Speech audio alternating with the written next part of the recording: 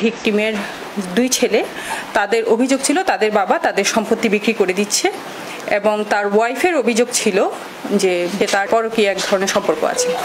তো ভিকটিমের ওয়াইফের সহযোগিতায় তাই দুই ছেলে মিলে এই হত্যাকাণ্ড ঘটিয়েছে। চট্টগ্রামের কর্ণফুলীর বড় উঠানের সাহসী পত্রের হাতে বাবা খুনের ঘটনায় দুই ছেলেকে গ্রেফতার করেছে পুলিশ। এর আগে মাকেও গ্রেফতার করা হয়। বিকেলে বন্ধরজনের উপসক পুলিশ কমিশনার শাকিলা সুলতানা সাংবাদিকদের বলেন, ভিকটিমের স্ত্রী ও ছেলেদের সাথে সম্পত্তির ভাগ বাটোয়ারা নিয়ে বিরত ছিল। তারই জেরে গত 11ই সেপ্টেম্বর কর্ণফুলীর বড় উঠান এলাকায় নিজ বাড়িতে বাবার সাথে বিদেশ ফেরত দুই প্রবাসী পুত্রের সাথে কথা কাটাকাটি।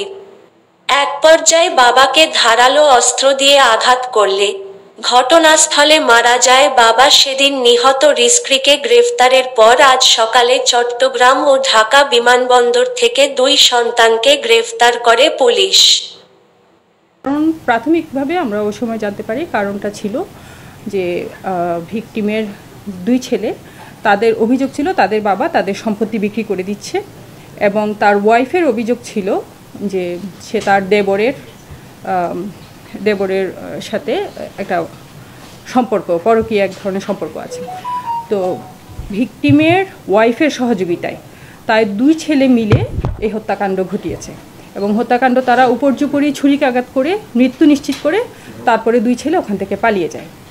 তো পরবর্তীতে আমরা তাদের একজন ছেলে যে দুবাই যাচ্ছিল তাকে আমরা ঢাকা এয়ারপোর্ট থেকে অ্যারেস্ট করি এবং যে ছোট ছেলে তাকে আমরা চট্টগ্রাম শাহ আমানত এয়ারপোর্ট থেকে আমরা অ্যারেস্ট করতে সমর্থ হই।